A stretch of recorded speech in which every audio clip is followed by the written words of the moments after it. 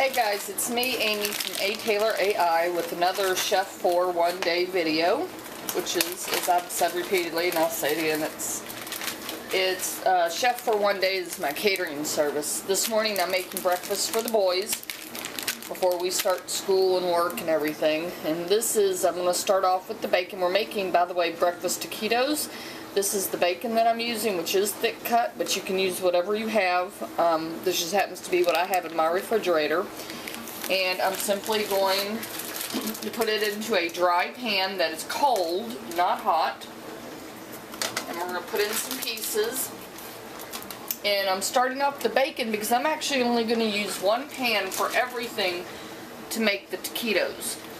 And I want the fat from the bacon and then from the sausage to flavor the onions that we're going to be using, and then the eggs and the potatoes. We're also going to be making potatoes. So I'm just going to put 5 what they call rashers actually, but bacon strips into the pan. And it's cold, and now I'm going to turn it on, and I'll be back when those are almost done, and then we're going to add the sausage, and we will continue on. Hey guys, it's me. Oh shoot, sorry, I keep forgetting that I'm not doing multiple videos. I have 2 russet potatoes. They have been cleaned and, washed and cleaned, and now we're going to start the potato part of it, and we're actually going to do it as a hash brown. So we're simply going to take our grater here, okay. Well, no we're not. Sorry, we're not going to do that. I am jumping ahead of myself, aren't I? We are actually going to take a fork and pierce them. We're not going to put these into the oven. We're going to put these in the microwave, and I'm going to put them in for about 5 minutes on high heat. That's going to soften them enough, and then we're going to grate them. Okay guys, we're continuing on. This is a potato that's already been partially cooked in the microwave. Now, I would use a paring knife for this normally, but the dishwasher is going on right now, so my paring knives and all are in the dishwasher. So be very careful, and this is kind of a thing of do what I say and not what I do.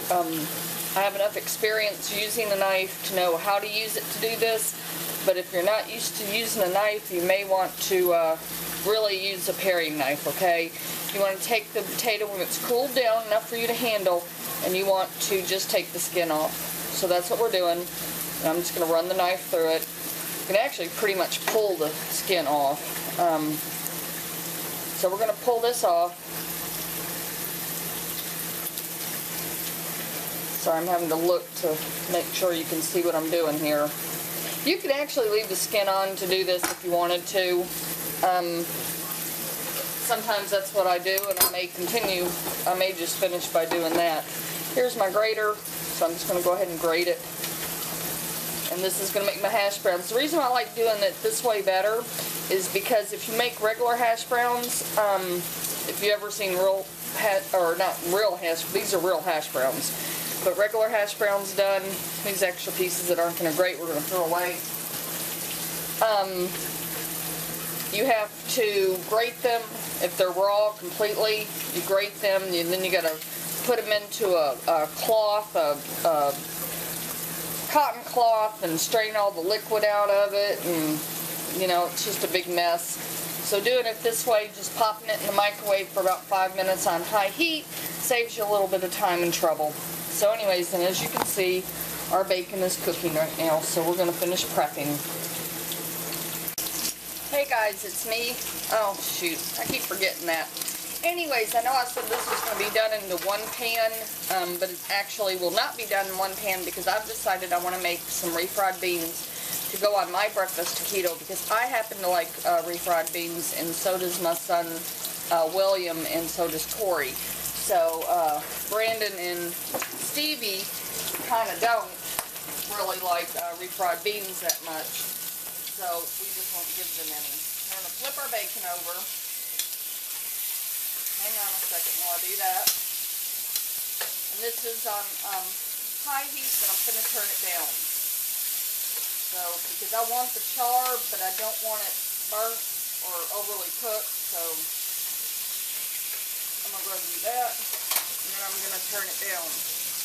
Okay, so on with this one. In the back burner over here, I have another pan. I'm just simply going to take some pinto beans. They are whole, seasoned with pork. They're not vegetarian.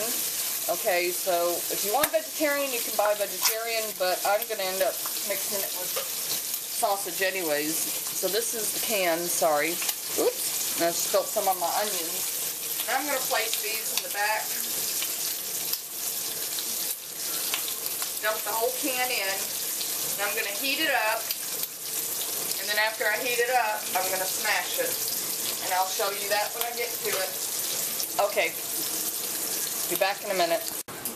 Okay, I just did some more potatoes because I decided I wanted some more, and they're quite hot because they haven't cooled down yet. The other one was already cooled, so I'll give you a hint. You don't have to peel it like I just showed you in the earlier video. Just take the hot potato. Literally, it's a hot potato, hon. And that's something. Take it, and I just cut the end off and wrap it in a towel so I don't burn myself and start grating. Because the skin, while you're grating it, the skin is going to peel back on it, okay? So I'm going to finish that up, and I'll be right back. Okay, just to show you, you can see the steam, I think, coming out of the top of this because this potato was still a hot potato. This is the skin that's left from me grating it, okay? And when you look here, you're not going to see very much skin on the inside. Okay, so you can do it that way too. If you don't want to use a knife, or especially if you don't have a paring knife. I would have let it cool down, but I just didn't have the time because Stevie's going to be awake in about 30 minutes, and this is going to be his breakfast, and Brandon's and William's and Corey's, and they're all going to be here by 7:30. So anyways, I just wanted to show you that second little trick about how to grate, I'm sorry guys, there you are, how to grate a potato with it still blazing hot. Be right back. Alrighty now, the bacon is what I would call par cooked. Now I like mine to be kind of more crispy, the boys do not. So I'm going to go ahead and call these done. They're cooked enough. So now we have in the pan the bacon grease. So I'm just putting the bacon onto paper towels to drain. And I still have the bacon grease. And now I'm going to take just some sausage, which just happens to be the one that I have. Hope y'all, yeah, you can see that. And I'm just going to take the end off with my knife. And then I'm just going to probably crumble in about half of this.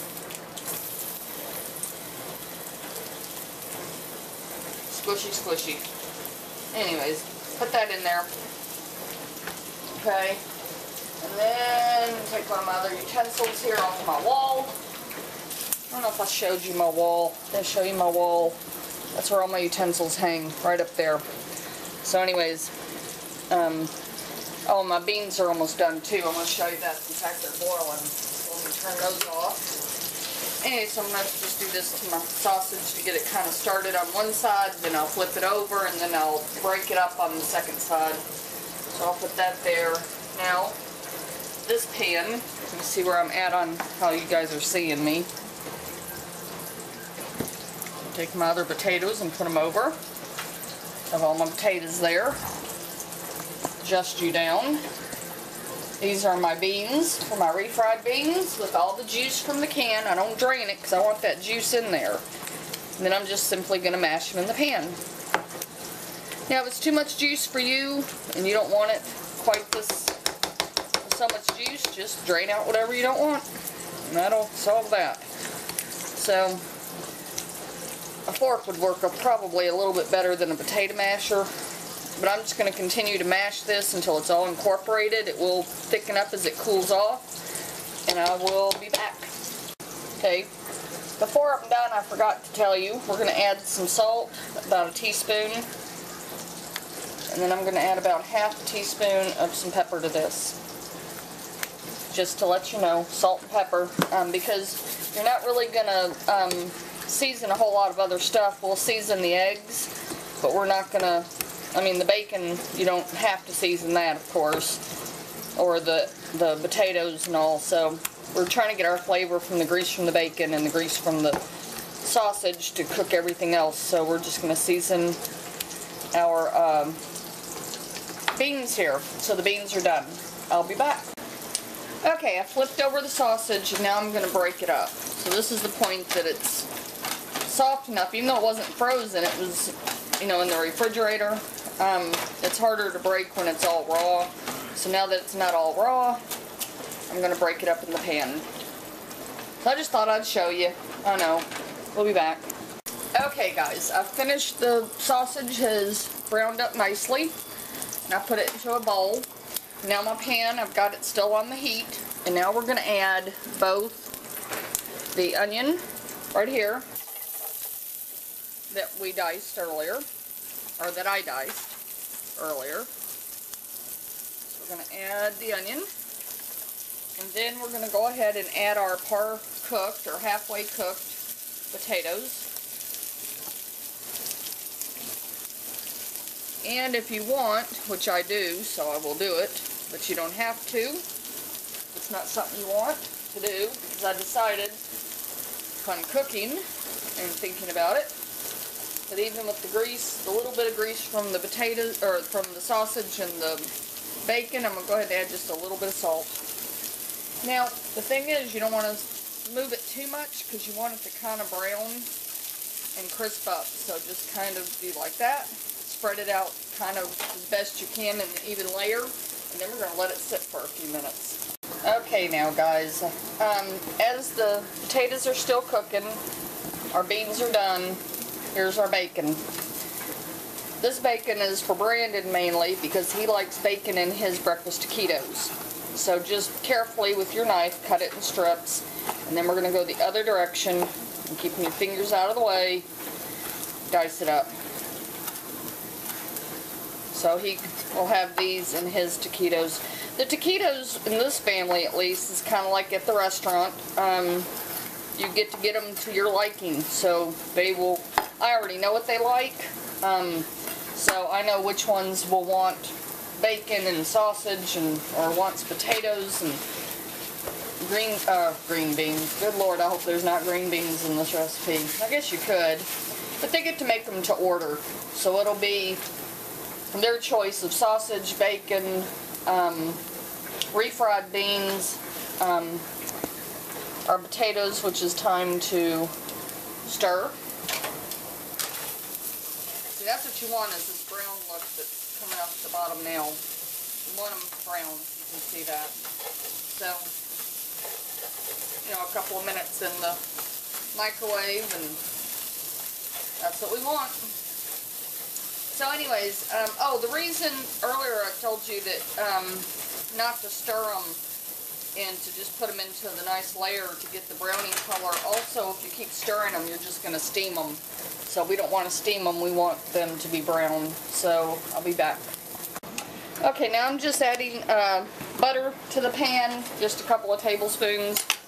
Here are the potatoes that are done, just so you can see those. And so now I'm just adding this. Now, this next thing, scrambling eggs. This was an issue with me in culinary school when I was doing my French cooking classes, because I don't make the scrambled eggs the way that evidently the culinary teachers seem to think you should do. So, I'm going to show you the way I do it, because this is the way that I do it. I do not scramble them outside of the pan. It never made much sense to me. And he got after me because he said that I was ruining the eggs. But anyways, oh well. I like them this way. This is the way that I'm going to do them. We'll put our bacon over to the side. Nope. Let me put this down here. There's our bowl. Crack an egg. Drop it in. Throw away the shell. Drop it into this thing whole. No, I'm not making sunny side up eggs. I am making scrambled eggs. Turn my heat down to medium because I don't want to burn them. Cracking it into a bowl, make sure there's no shells, and make sure the yolks are still good. So for this morning, we're going to start off with 4 eggs. And here we go. Sorry guys, moving y'all around. I'm going to move you up and then probably back down again to show you. I put them in. the pan. And then I'm going to take my spatula and scramble them, break the yolks, and just scramble them in the pan. Now, the other issue I had with my culinary teacher was, you know, the recipes in French cooking call for milk. Milk makes eggs very creamy. I do not like that. I like mine to be fluffy. I like fluffy eggs. And the way you make fluffy eggs is you add water. So here is a little 2-ounce dish of water. I'm going to pour in only about a tablespoon of it. I don't know if I showed you that dish or not. So I added the water, and then I'm going to stir the water around into it. See, I like the white streaks in it after it finishes cooking. So it will be fully cooked without being overcooked. Oh, Stevie's awake. Everybody say good morning, Stevie. Good morning, Stevie. How'd you sleep? Good. Good? Okay. Go walk the dog. Anyways, I'm going to let this finish cooking. So I'm just going to continue to keep stirring it. And, of course, once again, we'll be back. Oh, hey, well, you're just in time for breakfast. I know, like the last thing you want after being at our house. Taquitos. I'll take a taquito. With what on it? Everything?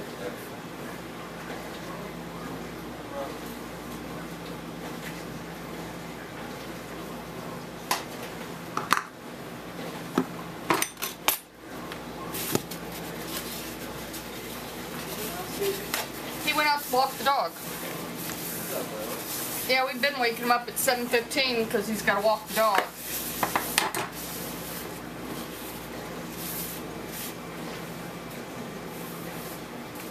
You want salsa on it too?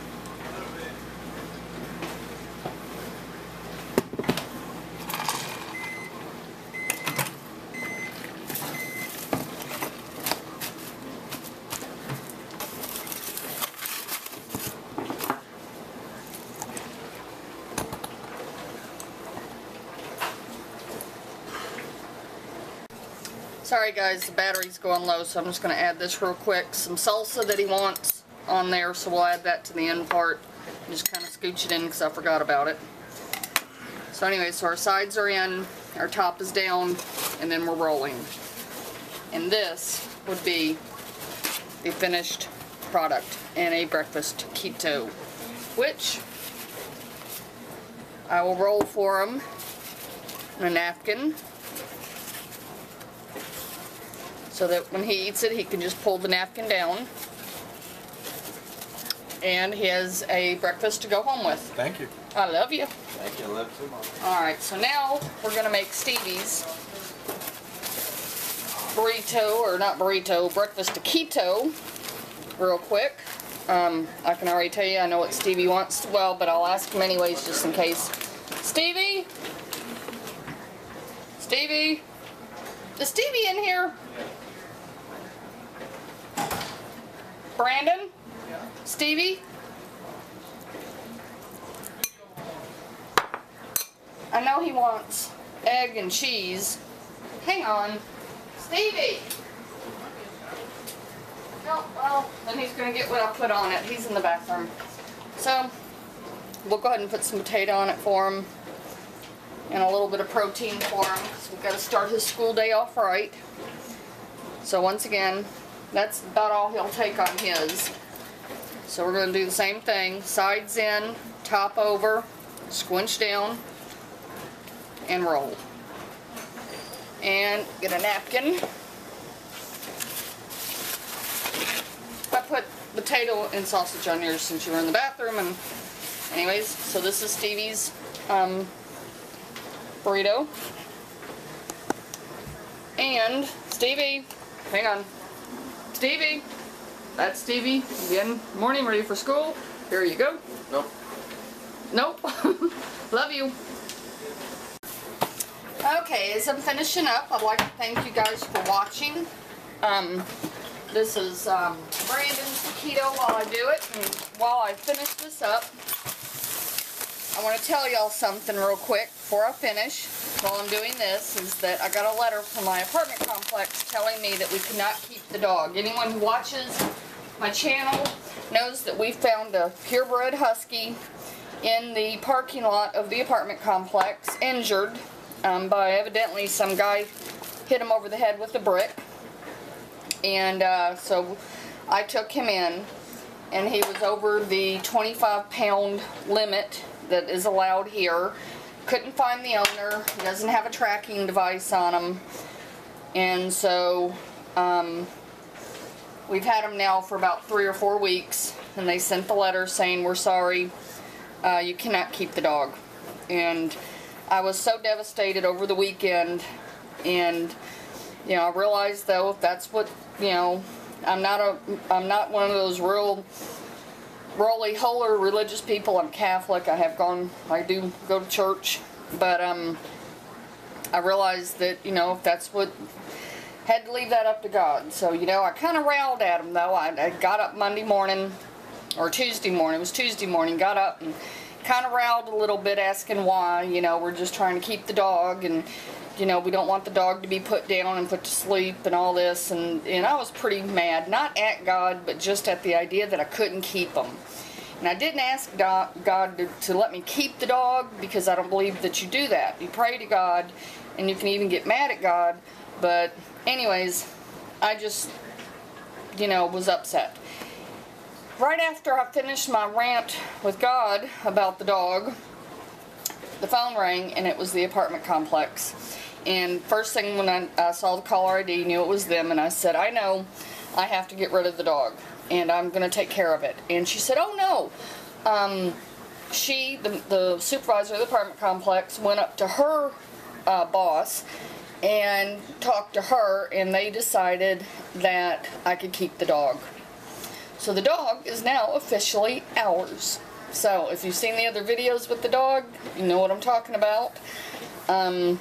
So it was just amazing that, you know, one moment I didn't have the dog and I was going to have to get rid of the dog, and the next moment I have the dog. So the dog, which you have to excuse me because this is the dog.